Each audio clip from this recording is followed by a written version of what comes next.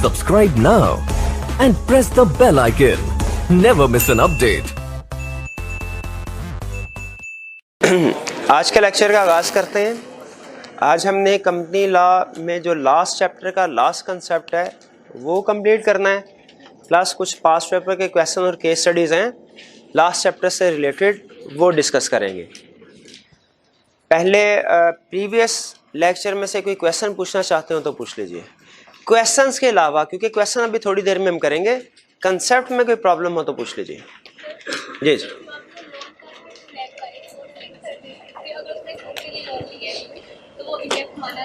जी बिल्कुल। अगर सुन लीजिए, अगर किसी ऑडिटर ने बैंक से लोन लिया घर के लिए, घर बनाने के लिए या किसी और पर्पस के लिए other than credit card,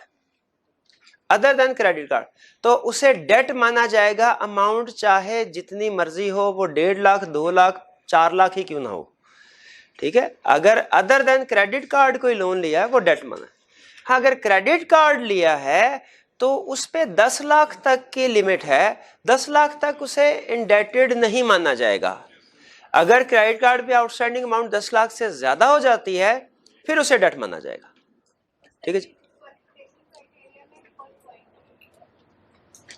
disqualification criteria में 4th पॉइंट कौन सा है पॉइंट, ये बताइएगा। वो आपको बताया था कि जो कंपनी का एम्प्लॉय है वो तो है ही डिस्क्वालिफाइड, उस एम्प्लॉय के आगे फर्दर कोई पार्टनर या एम्प्लॉय है ना, वो भी डिस्क्वालिफाइड हो जाता है, ठीक है। जिसका डायरेक्ट कंपनी से ताल्लुक नहीं है लेकिन थ्रू एम्प्लॉय चूंकि रिलेशनशिप बन जाता है, तो इसलिए उन्होंने कहा कि डिस्क्वालिफाइड। हाँ जी बिल्कुल, ऑडिट करने वाले का कंपनी के एम्प्लॉय के साथ, अगर वो कंपनी के एम्प्लॉय का पार्टनर या एम्प्लॉय है तो फिर वो भी नहीं ऑडिट कर सकता जी। बॉडी कॉर्पोरेट वाला पॉइंट क्या है सुन लीजिए। बॉडी कॉर्पोरेट का मतलब होता है कंपनी लॉ। अगर आप जो बिजनेस लॉ हमने पढ़ा उसमें हमने ये स्टडी किया था, आपको याद होगा चैप्टर 19 में, कि बॉडी कॉर्पोरेट और लफ्ज कंपनी में फर्क है। बॉडी कॉर्पोरेट एक कॉम्प्रिहेंसिव टर्म है जिसमें ऐसी कंपनीज भी आ जाती हैं जो पाकिस्तान से बाहर रजिस्टर्ड है, या कंपनीज एक्ट के अलावा किसी और एक्ट ऑर्डिनेंस के मुताबिक रजिस्टर्ड है।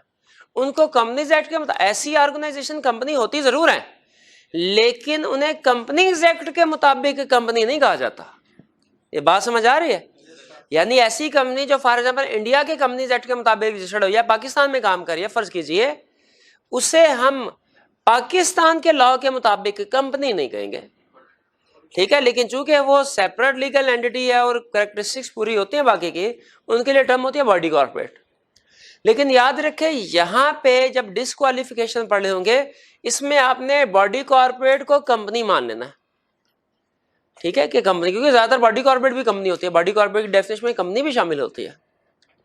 तो कह रहा है कि कोई कंपनी ऑडिट नहीं कर सकती किसी का भी।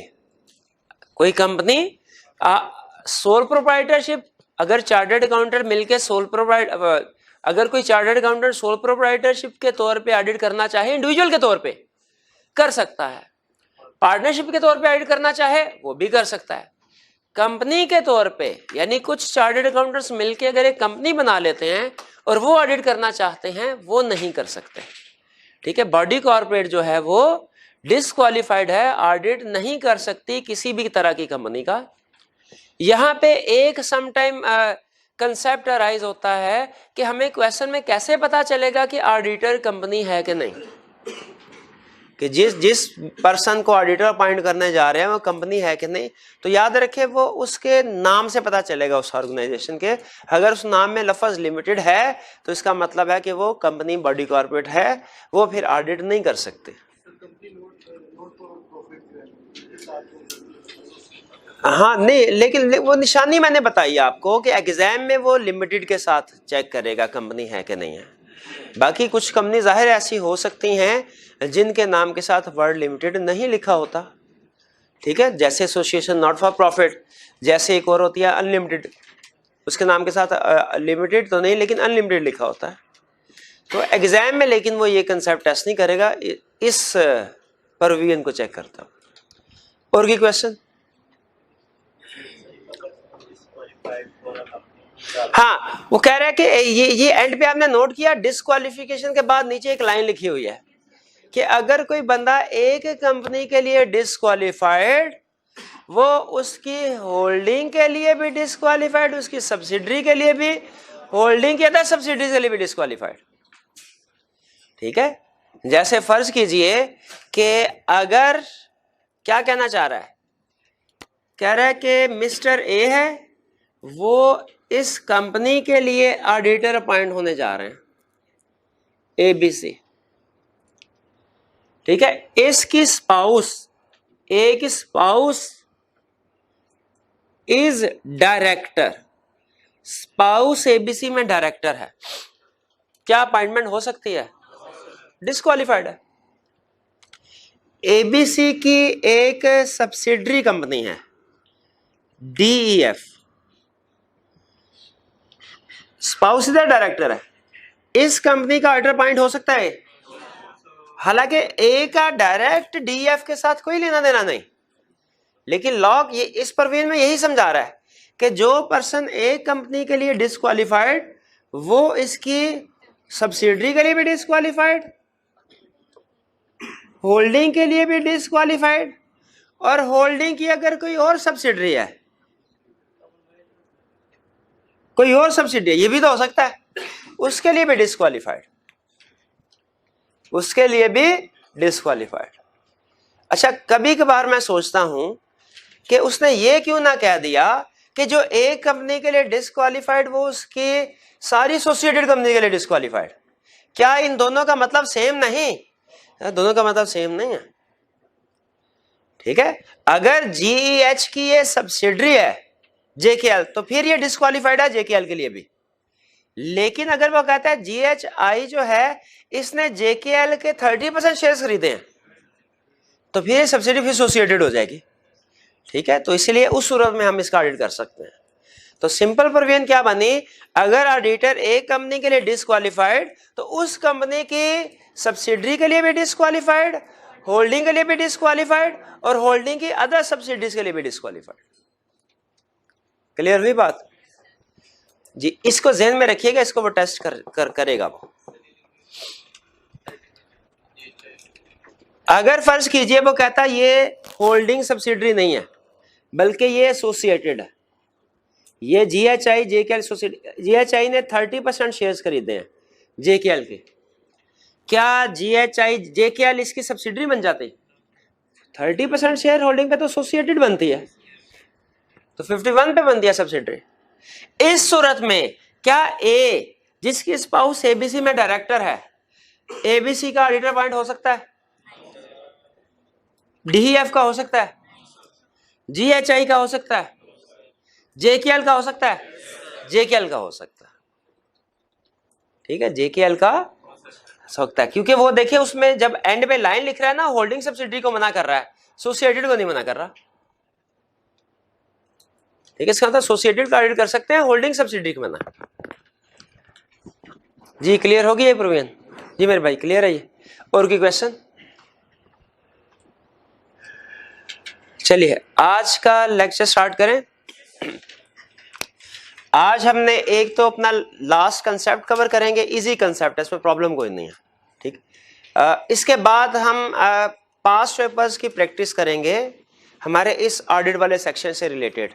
इसमें हमारे 3 कंसेप्ट्स हैं, लर्निंग ऑब्जेक्टिव 7, 8 और 9, जिनके past papers including case studies की हमने प्रैक्टिस करने हैं आज के लेक्चर। तो पहले कंसेप्ट वो कह रहे हैं स्टैट्यूटरी ऑडिटर के राइट्स एंड ड्यूटीज क्या हैं?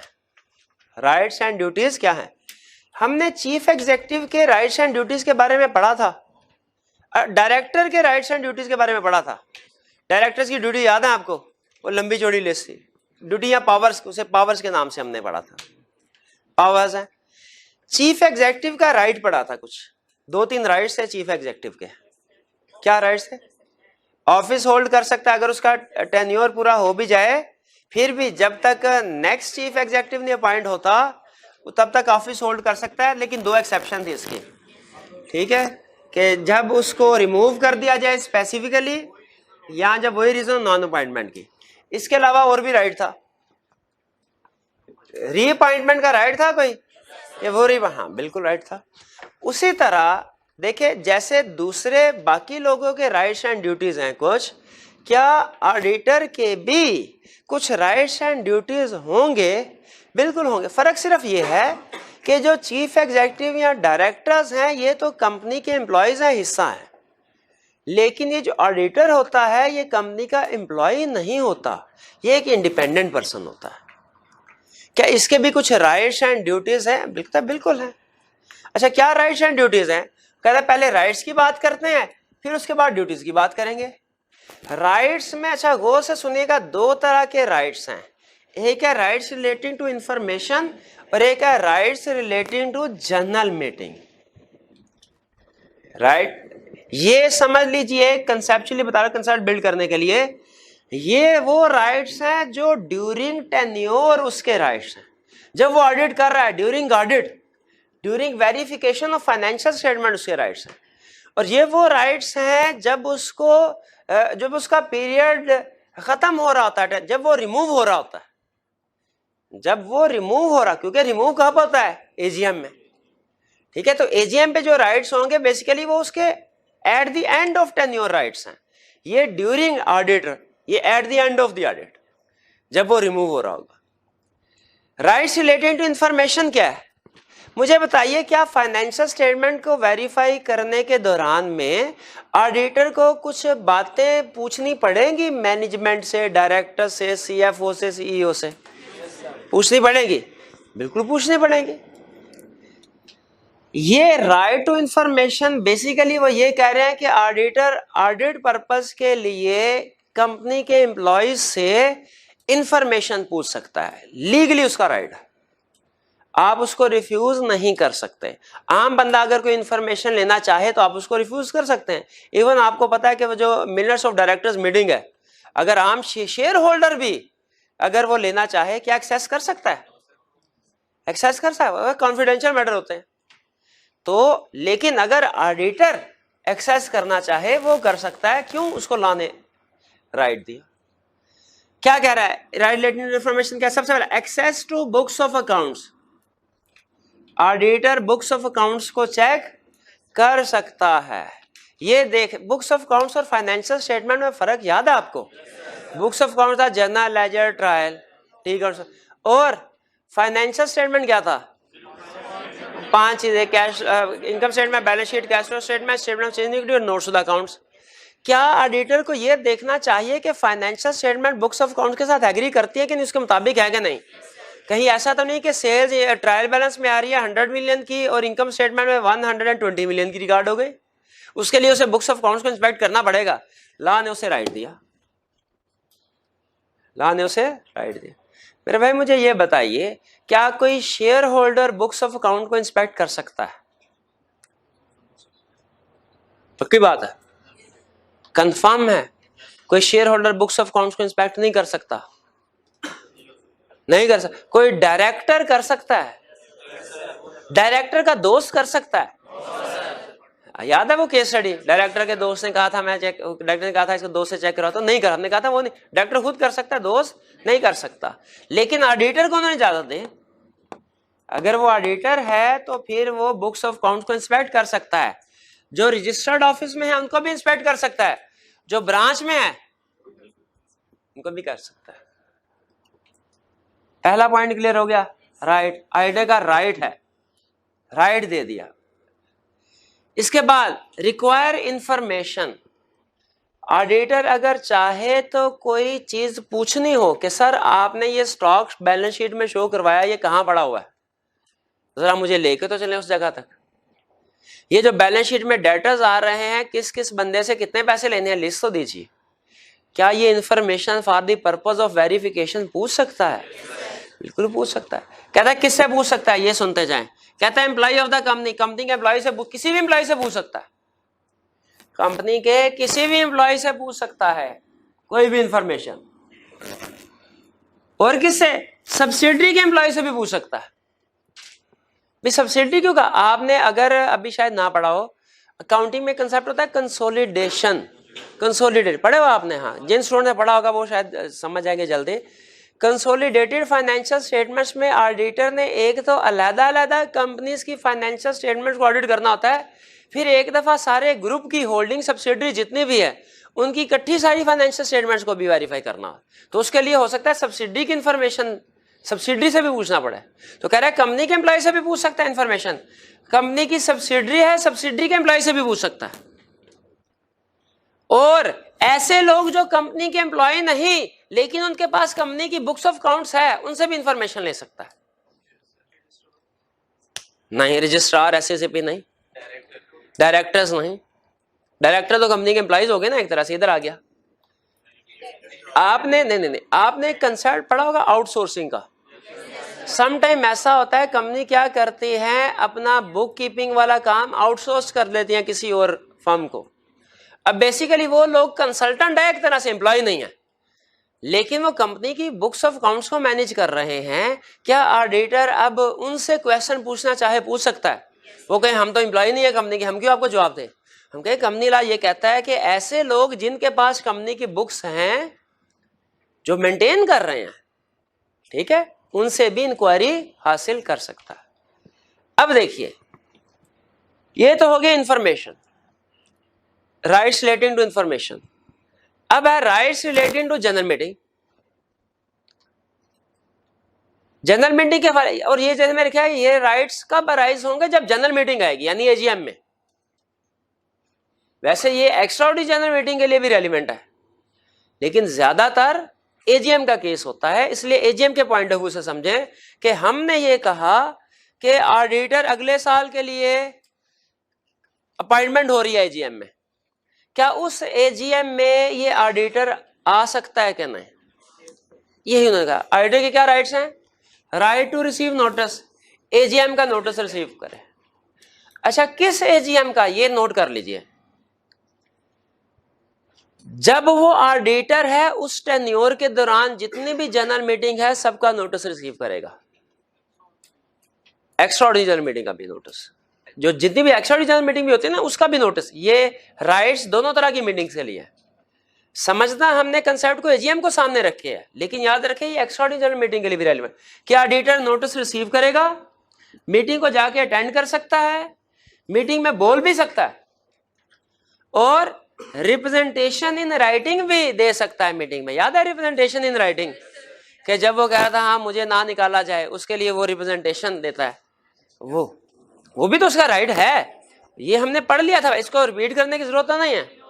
तो ऑडिटर का राइट क्या हुआ? नोटिस रिसीव करना है, मीटिंग अटेंड करनी है, और राइट टू स्पीक, वो वहां पे बोल भी सकता है, लेकिन किस इशू पे? डिविडेंड रिलेटेड इशू पे, इन्वेस्टमेंट इन एसोसिएटेड कंपनी के इश्यूज पे, ऑडिट रिलेटेड इशू पे बोल सकता है, बाकी चीजों पे नहीं बोल सकता। तो जनरल मीटिंग से रिलेटेड राइट समझ आ गया आपको? अच्छा सुनिए, राइट और ड्यूटी में फर्क क्या होता है? राइट है चाहे तो काम करें, ड्यूटी लाजमी करना। जनरल मीटिंग को अटेंड करना राइट, चाहे अटेंड करे। स्पीक बोलना राइट है, चाहे बोले। रिप्रेजेंटेशन देना राइट है, चाहे रिप्रेजेंटेशन दे चाहे। लेकिन दो सिचुएशन में ये वाली चीज ड्यूटी बन जाती है, दो सिचुएशन में लाजिम हो जाता है कि ऑडिटर ने जनरल मीटिंग को एजीएम को अटेंड करना है। किस? जब कंपनी लिस्टेड हो, या जब उसने रिप्रेजेंटेशन इन राइटिंग सबमिट करवाई हो।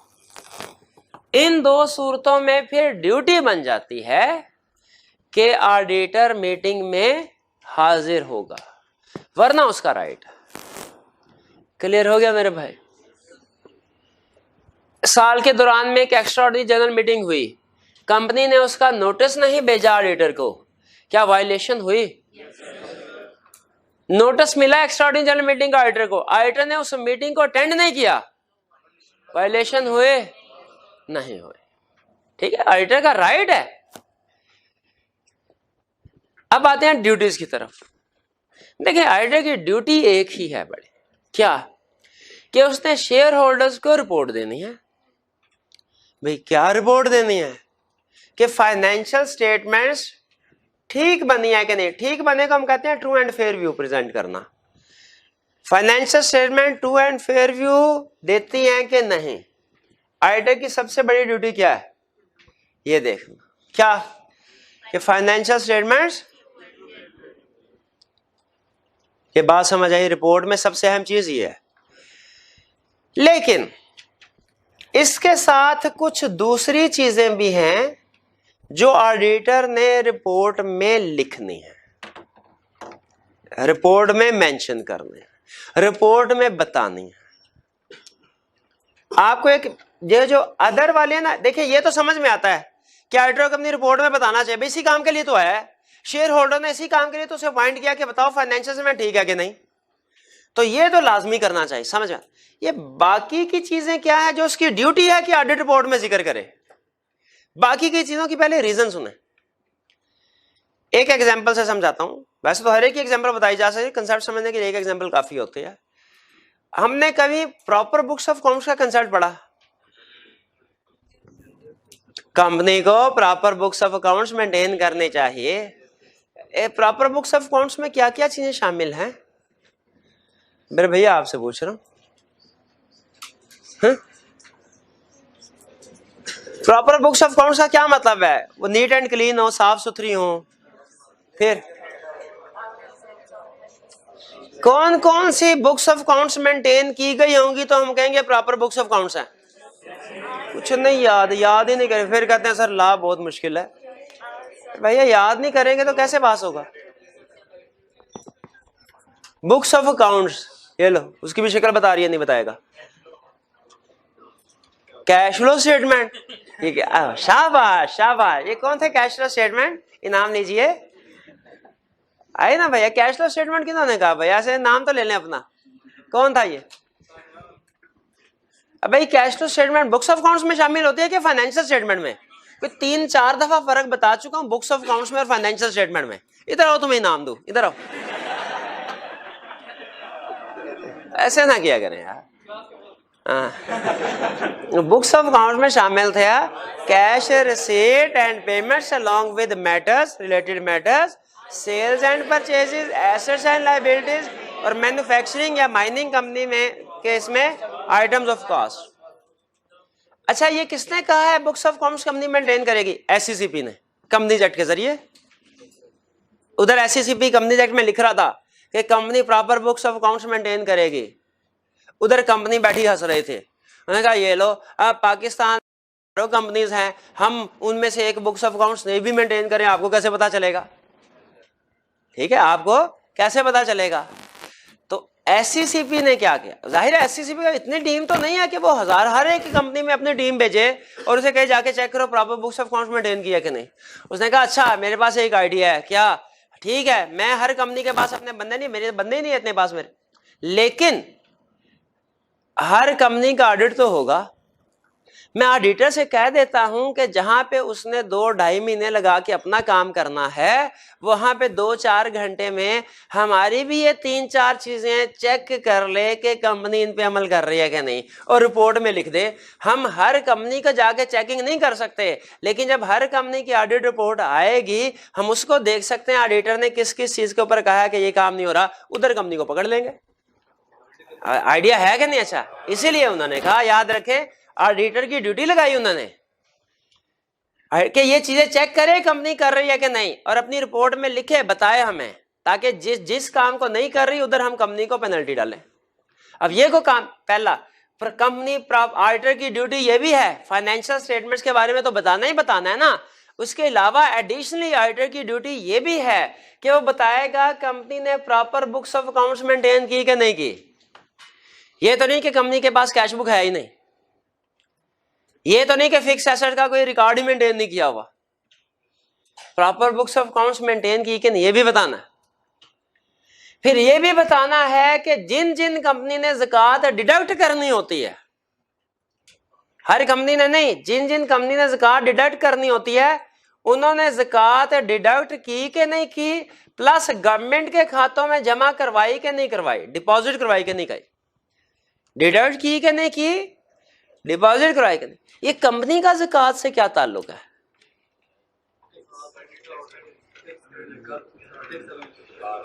क्या कोई कंपनी ऐसी है पाकिस्तान में जो लोगों से ज़कात डिडक्ट करती हो? बैंक यकम रमजान मुबारक का ज़कात डिडक्ट करते हैं, ज़कात डिडक्ट करके अपने पास रख लेते हैं, गवर्नमेंट को जमा करवाना होता है। तो इन्हें देखना है, इसका मतलब है बैंक्स के ऑडिटर ने देखना है कि कंपनी ने ज़कात डिडक्ट करके डिपॉजिट करवाई कि नहीं करवाई। इसके अलावा अगर आपने टैक्स पढ़ा है तो आपको अंदाजा होगा जब डिविडेंड पे किया जाता है उस वक्त विदहोल्डिंग टैक्स भी डिडक्ट होता है, ज़कात भी डिडक्ट होती है। तो लेकिन ये हर कंपनी के लिए नहीं है ज़कात, इसीलिए अगर तो कंपनी ने ज़कात डिडक्ट की डिपॉजिट, यानी बैंक है फॉर एग्जांपल, तो हम देखेंगे रिपोर्ट में लिखेंगे कि ज़कात डिडक्ट भी कर ली, डिपॉजिट भी करवा दी। अगर वो ऐसा कि क्लाइंट कंपनी है जो बैंक नहीं है, उसने डीलिंग या डिविडेंड भी पे नहीं किया, तो वहां पे तो फिर ऑडिटर यही लिख देगा कि नो ज़कात वाज डिडक्टेबल, यही लिख देगा। तो ज़कात वाला ओपिनियन, ज़कात के बारे में भी ऑडिटर रिपोर्ट में बताता है, ड्यूटी है उसकी, बुक्स ऑफ अकाउंट्स के बारे में बताएगा, ज़कात के। फिर इन्वेस्टमेंट एंड एक्सपेंडिचर इनकर्ड, जो कंपनी ने इन्वेस्टमेंट एक्सपेंडिचर किए, क्या वो कंपनी के बिजनेस के लिए थे कि डायरेक्टर्स के पर्सनल एक्सपेंडिचर थे? आपने अकाउंटिंग में कंसेप्ट पढ़ा होगा सेपरेट एंटिटी कंसेप्ट, जिसमें वो कहता है कि जी ओनर्स वगैरह के खर्चे अलग होते हैं, बिजनेस के खर्चे अलग है, ठीक है।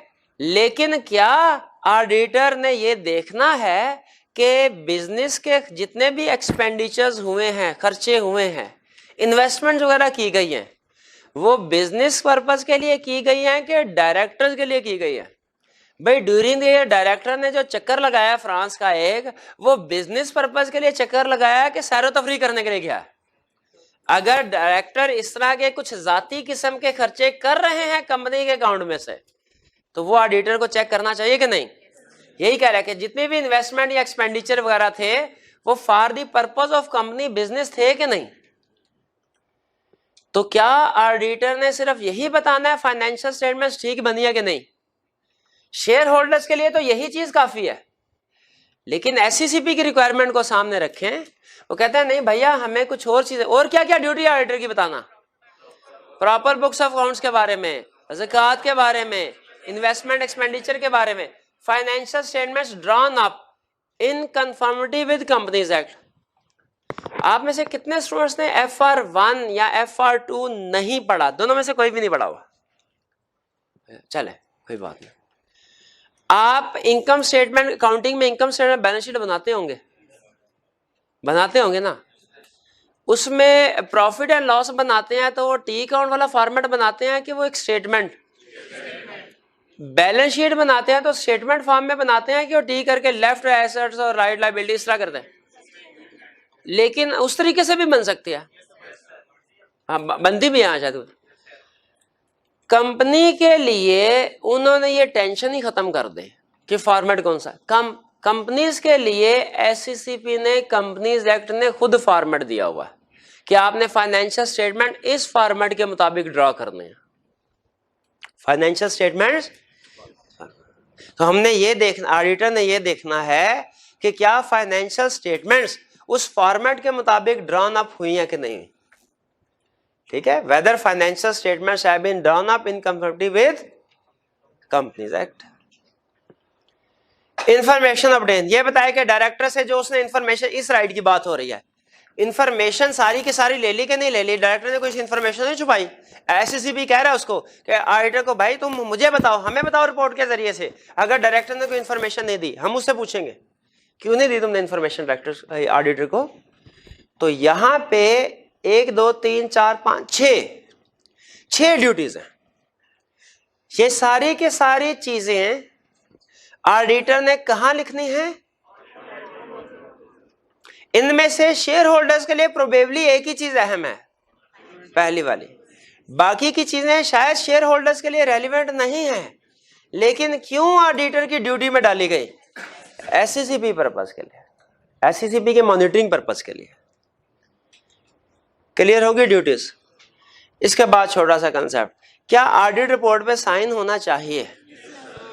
अगर मैं पूछूं किससे, तो ऑडिटर के। अच्छा बताएं फिर, सोल प्रोप्राइटर इंडिविजुअल अगर ऑडिटर, किसके साइन होने चाहिए? इंडिविजुअल के। उसका मैनेजर को साइन कर सकता है? उसे साइन करने चाहिए ना, जो सोल प्रोप्राइटर है। पार्टनरशिप के केस में कौन साइन करेगा? कोई नहीं, सारे फर्म के पार्टनर्स इकट्ठे एक एक करके साइन नहीं करेंगे, कोई भी एक कर दे, क्योंकि हर पार्टनरशिप में पढ़ेंगे हर पार्टनर पूरी फर्म का रिप्रेजेंटेटिव होता है। नॉर्मली जो ऑडिट कर रहा होता है ना वो साइन करता है, तो पार्टनर में से कोई भी एक साइन कर देगा, लेकिन एम्प्लॉइज में से कोई साइन। अच्छा अब देखें, मेरे से में क्वेश्चन आया कि इंडिविजुअल के केस में इंडिविजुअल सोल प्रोप्राइटर साइन करेगा, पार्टनरशिप के केस में कौन साइन करेगा? कोई भी पार्टनर। और कंपनी के केस में कौन साइन करेगा? कर ही नहीं सकती। शाबाश, यही चेक करना। ठीक है, कंपनी कर ही नहीं सकती। तो क्लियर हो गया, साइन हो गया। अब वो कहता है अच्छा साइन के साथ साथ जो जिस जगह और जिस दिन साइन किया वो भी लिख दो। उन्होंने कहा भाई ठीक है, लिख देते हैं वो भी। यानी अगर आज आपने लाहौर में बैठ के ऑडिट रिपोर्ट साइन की तो पहले तो साइन कर देंगे, फिर डेट आज की, प्लेस का क्या मतलब? शहर का नाम लाहौर, ठीक है, उसके आगे गली मोहल्ला वगैरह नहीं लिखते होते। आखिरी चीज साइन कर दिए फर्म के ABC and company chartered accountants, उसमें हो सकता है 10 पार्टनर हो। ये कैसे पता चलेगा? अच्छा बताए, साइन कोई पार्टनर अपने जाती नाम से करेगा कि फर्म के नाम से? कैसे पता चलेगा कि इसका ऑडिट किसने किया है, किस पार्टनर ने साइन किया? नाम भी लिखा है। तो याद रखिए, वो कहते हैं साइन तो करो, साइन के साथ साथ नाम भी लिख दो। ठीक है, फर्म है तो इसलिए ताकि पता चल जाए फर्म के जितने भी पार्टनर है किसने ऑडिट किया है। इंडिविजुअल है तो इसलिए कि हो सकता है साइन करे तो बाज़ औक़ात किसी के साइन से पता ही नहीं चलता है कौन। कुछ लोगों के साइन बड़े मुश्किल होते हैं ना, उनसे नहीं पता चलता, तो इसलिए उन्होंने कहा नाम भी लादा क्लियर करके लिख दो, साइन भी कर दो और नाम भी लिख दो। जी कुछ समझ आया आपको? ये था हमारा लॉ। अब करते हैं जरा पास्ट पेपर्स की प्रैक्टिस। ठीक है, ये हो सकता है जो क्वेश्चन डिस्कस कर रहे हैं ना इनमें आपके वाला कंसेप्ट डिस्कस हो जाए जो पूछना चाहते हैं, तो अगर फिर भी नहीं होता तो आप क्वेश्चन पूछ लीजिएगा। तो लर्निंग ऑब्जेक्टिव 7 के डिस्कस हो गए थे कि नहीं? 7 के आइए। Question 29, Sahara Pakistan limited is a multinational company listed on the Karachi and Lahore Stock Exchange. Mr. Brown, a major shareholder of the company, wants to appoint ABC and Company Chartered Accountant as the new auditors in place of retiring auditors of SPL. अच्छा, फिर इसके बाद क्या कह रहा है? Narrate the procedure that Mr. Brown would have to follow and the responsibilities of the company in the context of provisions of Company 2017 for change of auditors. अच्छा, इसमें एक काम कीजिए, लर्निंग ऑब्जेक्टिव 7 के जितने भी क्वेश्चंस हैं इनके मार्क्स डिलीट कर दें, मार्क्स छुपा लें, क्योंकि ये कंसेप्ट जो है ये पहले डिफरेंट था कंपनीज एक्ट आने से पहले, 2017 से पहले, और अब डिफरेंट है। तो पुराने क्वेश्चन में मार्क्स का मसला होता है।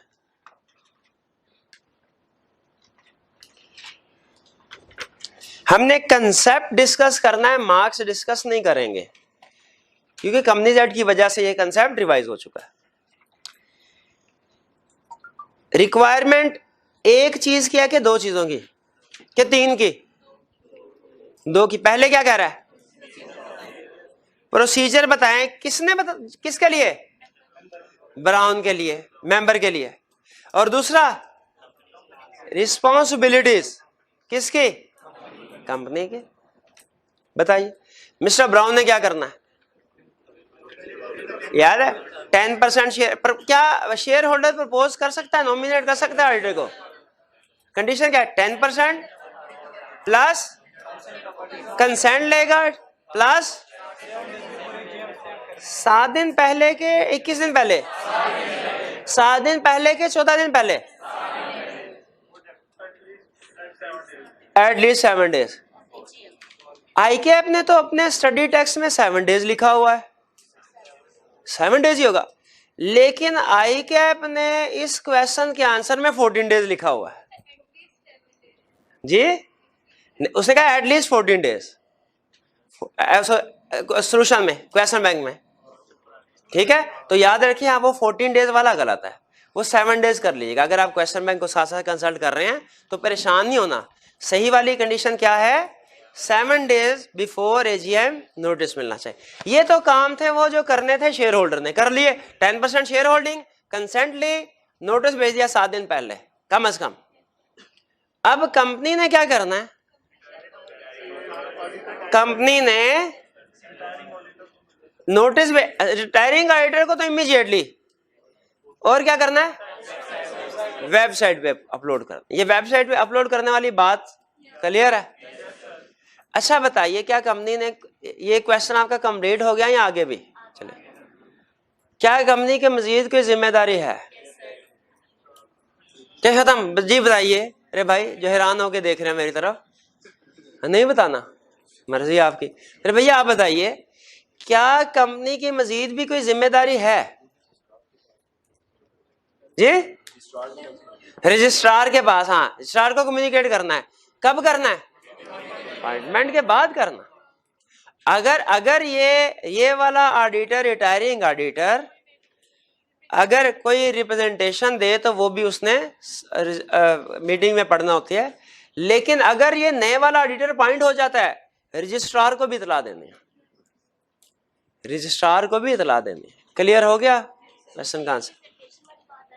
रिप्रेजेंटेशन की बात यहाँ पे नहीं आएगी, क्योंकि वो सिर्फ इनकमिंग ऑडिटर के हवाले से, वो सिर्फ आपको मैंने रिमाइंड करवाया, वो आएगी जब वो क्वेश्चन ड्राफ्ट करता ना रिटायरिंग ऑडिटर के हवाले से, तो फिर आते हम कहते हैं retiring auditor willing for reappointment है अगर, और उसको प्रपोज किया गया चेंज ऑफ ऑडिटर, वो क्या कर सकता है, वो रिप्रेजेंटेशन इन राइटिंग दे सकता है। इस सूरत में कंपनी की क्या रिस्पॉन्सिबिलिटी होगी, उसको मीटिंग में रीड करना है। ठीक है, कब रीड करना है? एजेंडा डिस्कस होने से पहले। क्वेश्चन 30 पढ़ते हैं। वो कहता है मिस्टर खुशकिस्मत holds 10% share holding in Basant limited, A company listed on Karachi stock exchange. He wants to propose Mustaid and company chartered accountants to be the new auditors of BL in place of the retiring auditors. Under the provisions of Companies Act 2017 explain the duty of Mr. Khushkismat and the company in respect of proposed appointment. ये तो वही question दोबारा पूछ लिया। उसकी की duty क्या है? 10% शेयर होल्डिंग है उसके पास, कंसेंट ले, 7 दिन पहले इतला दे दे। कंपनी की रिस्पॉन्सिबिलिटी है, वो रिटायरिंग ऑडिटर को इमीडिएटली नोटिस सेंड कर देगी, वेबसाइट पे अपलोड कर देगी। हाँ आगे कह रहे explain the rights of retiring auditor under the above circumstances. ये अबव अंडरस्टैंड सर्कमस्टेंसेस को अंडरलाइन करे।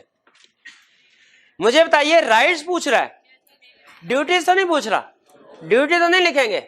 अच्छा राइट्स पूछ रहा है, इंफॉर्मेशन वाले लिखेंगे, जनरल मीटिंग वाले लिखेंगे या दोनों?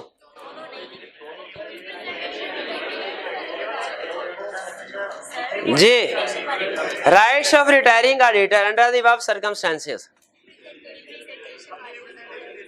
रिप्रेजेंटेशन दे सकता है, लेकिन क्या जनरल मीटिंग वाले भी लिखेंगे कि नहीं लिखेंगे? मेरा ख्याल है लिखेंगे। रिप्रेजेंटेशन वाले तो कंफर्म लिखेंगे ना, इनमें तो कोई दूसरी बात ही नहीं ना, ये तो उसका राइट है। मीटिंग वाले क्यों नहीं लिखेंगे? आपका क्या आर्गुमेंट है जी? कंटेक्स्ट में पूछा है तो प्रपोजल जब उसकी रिमूवल होगी वो एजीएम भी तो हो रही होगी, एजीएम में। हाँ पहले नोटिस मिल गया होगा, लेकिन इसमें भी बहरहाल मेरी जजमेंट ये है कि हमें ये वाले पॉइंट भी कवर करने चाहिए। ठीक है, अगर आपको लगता है कि नहीं ये वाले नहीं करने चाहिए तो ना, वैसे मेरे ख्याल में to be on safe side लिख देने चाहिए। ठीक है, हाँ अगर एक्स्ट्रा हुआ तो कोई मार्क्स नहीं मिलेगा, नुकसान की बात तो नहीं है ना। ठीक है, और अगर रेलिवेंट हुए तो हमारे मार्क्स तो हैं वो मिल जाएंगे हमें। बहरहाल ये राइट टू मेक रिप्रेजेंटेशन ये तो 100% कंफर्म में लिखना है आपने। 31. Explain the formalities to be completed by company with the registrar of companies for the appointment, retirement, removal and otherwise ceasing to hold office as an auditor. Within 14 days of appointment and removal या change of auditor, registrar को इतला करेंगे. 14 days ना 15 तो नहीं था भैया, पक्की बात है 14 था. चलिए 32. A shareholder who holds 500 shares of a listed company intends to propose X, Y and company chartered accountant as the new auditor in place of retiring present auditors of the company. In light of provisions of Company Act 2017, explain whether the shareholder can propose a change of auditors of company and the procedure that is required to be followed in this regard. तो वो ठीक है, आगे चलते हैं. Responsibility of company if a change of auditor proposed. ठीक है, हाँ, लेकिन इसका बाकी एंड तक लेके चलेंगे इसको. रिस्पॉन्सिबिलिटी मीटिंग कंडक्ट करवाएगी, उसके बाद रजिस्ट्रार को इतला देने तक हमने उसको रिस्पॉन्सिबिलिटीज को बता देना. Question 33. Under the Company Act 2017, identify who has the right to propose auditors and state the conditions which are required to be fulfilled before presenting any such proposal in the annual general meeting. Who has the right to propose? Director लिखे, members लिखे या दोनों लिखे? दोनों लिखे. शाबाश. Conditions क्या हैं? डायरेक्टर्स के केस में क्या कंडीशन है? रिटन कंसेंट ने प्रपोज ऑडिटर की और कितने दिन पहले? 21 days बिफोर मेंबर्स को इतला दे. और अगर मेंबर्स ने प्रपोज करना है, क्या कंडीशन है? 10% शेयर्स प्रपोज कंसेंट लेंगे प्रपोज ऑडिटर की, 7 days बिफोर एजीएम इतला देंगे. करेक्ट. इसमें अहम चीज थी कि दोनों को कवर करना चाहिए हमें. 34. Narrate the responsibilities of a company or of its directors in the following circumstances. A notice is given to a listed company by a member of company 17 days before the AGM, proposing for a change in the auditors of company. जी notice मिल गया, responsibilities क्या है? वहां बिल्कुल सारा और procedure सारा एंड तक लिखना है भाई. सिर्फ ये दो बातें ना लिख दीजिएगा कि रिटायरिंग ऑडिटर को इमीडिएटली नोटिस सेंड किया जाएगा और वेबसाइट पे अपलोड कर दिया जाएगा. इसके बाद बाकी बातें भी कि रेजोल्यूशन पास होगी, अगर उसने रिप्रेजेंटेशन राइटिंग सबमिट करवाई है एजेंडा से पहले वो डिस्कस होगी, उसके बाद अपॉइंटमेंट हो जाती है, विद इन 14 days रजिस्ट्रार को इतला देनी है. ये भी कंपनी की रिस्पॉन्सिबिलिटीज ही हैं जी. हाँ, इस केस में चूंकि मार्क्स जो है वो कम है, 2 marks है, तो ये वाली स्किप करके सिर्फ वो वाली 2 लिख सकते हैं. लेकिन ऊपर वाले जो हमने क्वेश्चन किए सिमिलर कंसेप्ट के, उनके मार्क्स ज्यादा हो सकते हैं. ठीक है, तो ज्यादा अगर मार्क्स ज्यादा हैं तो हमें एंड तक लेके चलना चाहिए, रजिस्ट्रार तक. Learning objective 8 question 35. अलर्ट हो जाइए, ये थोड़ा जरा ट्रिकी क्वेश्चंस हो सकते हैं. 35. On April 30, 2008, the board of directors of MIL informed the CFO that it wishes to change the auditors of the company. The interim audit for the year ended June 30, 2008 is due to commence shortly. इसका मतलब है during audit अभी चल रहा है. Interim audit के दौरान को कहते हैं ना, इंटरिम का मतलब यही होता है मिडल. कहते हैं as the CFO of the company advise the board about provisions contained in company 2017 as regards. इन चीजों के बारे में प्रोविजन बताइए. A change of auditors prior to the completion of their term. तो कंप्लीशन से पहले तो रिमूव नहीं कर सकते. कर सकते हैं. कैसे कर सकते हैं? लेकिन इस सूरत में नेक्स्ट ऑडिटर की अपॉइंटमेंट कौन करेगा? कमीशन. भूल गए. Directors with approval of commission था, कमीशन नहीं था. B restriction imposed on appointment of a certain person as auditors of the company. ये भाई इनको लाइए जरा. ये क्वालिफिकेशन लिखेंगे, डिस्क्वालिफिकेशन के दोनों. किस क्वेश्चन में भला? सारी बातें छोड़े, मुझे क्वेश्चन नंबर बता दे.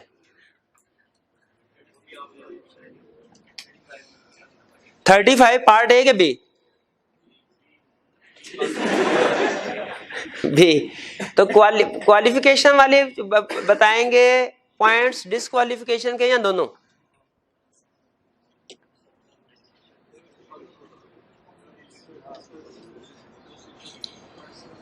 मुझे जल्दी बता दे, बाकी क्वेश्चन भी डिस्कस करने हैं. उनसे क्यों पूछ रहे हैं? मैंने फोन है फ्रेंड की ऑप्शन दी है आपको. तो इसमें सिर्फ डिस्क्वालिफिकेशन रिस्ट्रिक्शंस की बात कर रहा है. 36 Explain whether or not the following statement is in accordance with the provisions of Company Act 2017 and support your answer with reason. A person who holds shares in a company cannot be appointed as the auditor of such company. ठीक है, दो option है, एक आप लिख सकते हैं कि गलत है, पर्सन अपॉइंट हो सकता, ये गलत है, पर्सन अपॉइंट नहीं हो सकता अनलेस कि वो डिस्क्लोज करे और विद इन 90 डेज डिस्पोज करे। या ये भी कह सकते हैं कि ये स्टेटमेंट इतनी को ठीक है लेकिन इसके आगे सॉरी कि जो पर्सन होल्ड शेयर होल्ड करता है अपॉइंट हो सकता है प्रोवाइडेड कंडीशंस। ठीक है, यानी इसको आप बेहतर यह है कि इस तरीके से ड्राफ्ट करें, a person who hold shares can be appointed as if at time of appointment disclose करे और विद इन 90 डेज। इस तरीके से भी लिख सकते हैं, a person who hold shares can not be appointed as auditor unless, आगे दो कंडीशन है। बात एक ही है, कहने का बताने का एंगल डिफरेंट है। असल चीज यह है कि हमें एक्सेप्शन लाजमी लिखनी है। 37. A bank issued a credit card to Mr. A on which rupees 400,000 is outstanding. Is Mr. A disqualified for appointment as statutory auditor? क्यों? मिलियन से कम है। 38 और 39 लीजिए भैया, क्या नहीं 36 में डायरेक्ट बता दीजिए, प्रोविजन लिख के तो बाद में रिलेट करने की जरूरत नहीं है। ठीक है, इसमें आप हाँ क्लियरली बता देंगे एक ही दफा, क्योंकि वो डुप्लीकेशन हो जाएगी, दोनों में तकरीबन एक ही चीज आएगी। 38. Under the provisions of companies act 2017 briefly describe whether Murad is eligible to be appointed as an auditor of the company in each of the following independent situation. जल्दी नहीं करने, तसल्ली से समझ के फिर आंसर करना। Murad a partner in Delta and company, तो ये तो डिस्क्वालिफाइड होगी ना, डेल्टा एंड कंपनी है। हाँ नहीं ये कंपनी का लफज आ जाने से नहीं कंपनी होती, लिमिटेड का लफज आ जाने से कंपनी होती है। Murad a partner in Delta and company chartered accountants is also a director in Gamma limited. His firm has received an offer for appointment as auditors of Star Limited. Both GL and SL are subsidiaries of Pluto Limited. कुछ समझ आई? अच्छा, मुझे नहीं कुछ समझ आई। जब कभी question थोड़ा मुश्किल हो जाता है ना इस तरह का, जब उसमें क्वालिफिकेशन की बात करें और कंपनीज आ जाएं दो, तो वो मुश्किल हो जाता है, वो मेरे से तो सॉल्व नहीं होता। तो मैं क्या किया करता हूं, एक छोटी सी डायग्राम बना लेता हूं।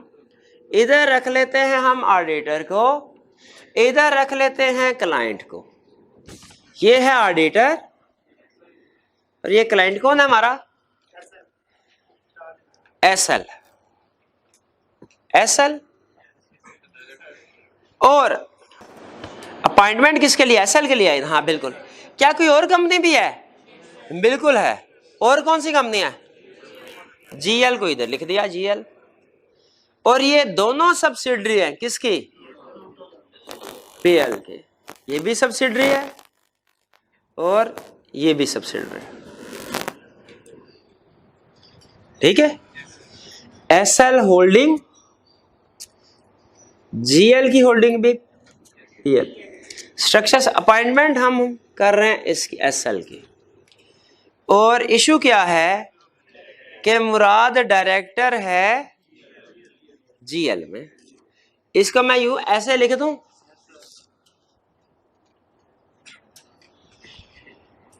ये ज़हन में रखिएगा, ये ऑडिटर लेफ्ट साइड पे ऑडिटर आया करेगा हमारे, राइट साइड पे जो क्लाइंट है जिसका प्रपोजल है, और नीचे कोई दूसरी कंपनी जो भी है। हमेशा हमारा स्ट्रक्चर इसी तरह बनेगा। एसएल में तो बज़ाहिर कोई मसला नहीं है, लेकिन ये मुराद जीएल में डायरेक्टर है। तो बताइए, अगर मुराद जीएल में डायरेक्टर है, जीएल के लिए डिस्क्वालिफाइड, अभी लेक्चर के शुरू में पढ़ा था, जीएल के तो इसकी होल्डिंग के लिए भी डिस्क्वालिफाइड। तो इसका मतलब जीएल में डायरेक्टरशिप की वजह से एसएल में भी डिस्क्वालिफाइड। ये क्लियर हुआ? अब उसी प्रोविजन के ऊपर केस सेट हो गया, तो ये नहीं आ सकता। ठीक है, एग्जाम में चाहें तो आप रफ सा छोटा स्ट्रक्चर साइड में बना सकते हैं, लेकिन आपको लिखना पड़ेगा। और सिर्फ इतना नहीं लिखना डिस्क्वालिफाइड, आगे लिखना है because auditor is a director partner he is disqualified for GL, and if a person is disqualified for a company, he is also disqualified for his holding and holding other subsidiary, therefore he is also disqualified for SL. सिर्फ ये structure बना के yes no नहीं लिख देना। Clear होगी बात? ये भी समझ आ गई या दोबारा समझा दो? लेस देन 90 डेज में फायदा क्या भला, फर्क क्या है? लेस देन 90 डेज में लीगल प्रोविजन भी आ जाती है, उसे पता चल जाता है भाई हमें लीगल प्रोविजन याद है, 90 डेज से कंपैरिजन करना। थर्ड, ये इजी था। थर्ड वाला फिर डिफिकल्ट आ गया। मुराद अगर जिसने ये कर लिया ना थर्ड वाला, उसने समझ लिया इस सारी रिक्वायरमेंट, इस सारे कंसेप्ट को, क्वालिफिकेशन डिस्क्वालिफिकेशन को, जिसने थर्ड वाला कर लिया। Murad is a partner in Beta and company chartered accountants. His firm has received an offer for appointment as auditor of Panama Limited. Rita, who is Murad's sister, is working as an internal auditor in PL. She also owns 20% shares in PL. Rita disposed the shares to Murad's wife within 30 days of appointment of BCC, but continues to remain employed in PL. जी भाई, मुझे भी नहीं समझ आई। ये है auditor और client कौन है? कोई और कंपनी है। तो इश्यूज क्या है? अच्छा, दो इश्यूज हैं। एक, सिस्टर इज इंटरनल ऑडिटर, इसको सिस्टर इज एम्प्लॉय लिख दूं? अच्छा, डायरेक्टर तो नहीं है, सिस्टर इज एम्प्लॉय। और दूसरा क्या इशू है? Sister is share holder. भाई ये बात समझ आ गई? क्या मैंने प्रेजेंट सही कर दिया? अपॉइंटमेंट हो सकती है, बिल्कुल हो सकती है, क्योंकि एम्प्लॉयमेंट के केस में वो कहते हैं सिस्टर में, ठीक है, सिस्टर नहीं है। अगर spouse of partner is director तो उस वक्त होती है। एक तो ये कि स्पाउस नहीं है, सिस्टर है, और दूसरा डायरेक्टर नहीं एम्प्लॉय है, ठीक है। इसीलिए इसकी वजह से तो कोई इश्यू नहीं। क्लियर? आगे, सिस्टर इज शेयर होल्डर। हाँ, इसमें भी कोई मसला नहीं। क्यों? इस पर भी शेयर होल्डिंग वाली में भी स्पाउस और माइनर चाइल्ड का जिक्र कर, तो ये इसकी वजह से भी कोई प्रॉब्लम नहीं, अपॉइंटमेंट हो सकती है, हो भी गई।